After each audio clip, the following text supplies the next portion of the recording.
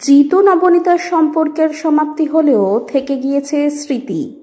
সেই স্মৃতিগুলি এখনো অমলিন, সময়ের ছোঁয়ায় যার রং একটুও ফিকে হয়নি। যেদিন একসময় ভরে উঠত আনন্দে, উদযাপনে আর ব্যস্ততায়, আজ সেখানে রয়ে গিয়েছে শুধু সৌজন্যের ছাপ, অতীতের সুবাস। 28 আগস্ট অভিনেতা জিতু কমলের জন্মদিন।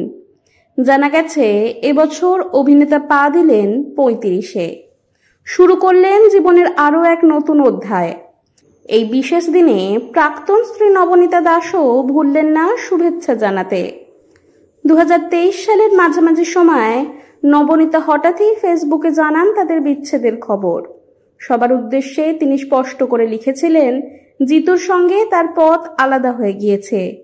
প্রথমে অনেকে ভেবেছিলেন হয়তো নিছক মজার পোস্ট কিংবা নতুন কোনো কাজের প্রচার, কিন্তু পরবর্তীতে অভিনেতা অভিনেত্রী নিজেরাই জানিয়ে দেন আইনগত প্রক্রিয়া মেনে সত্যিই তাদের দাম্পত্য জীবনের ইতি ঘটেছে।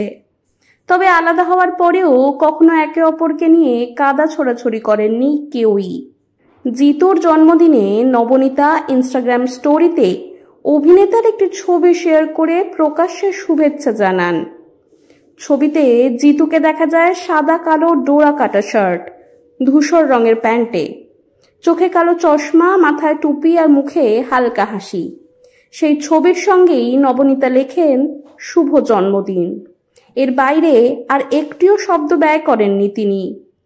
অনেকদিন আগেই জিতু ও নবনীতার পথ আলাদা হয়েছে, তবুও কোথাও যেন নীরবে ভেসে ওঠে একটাই প্রশ্ন, আমাদের গেছে যেদিন একেবারেই কি গেছে, কিছুই কি নেই বাকি?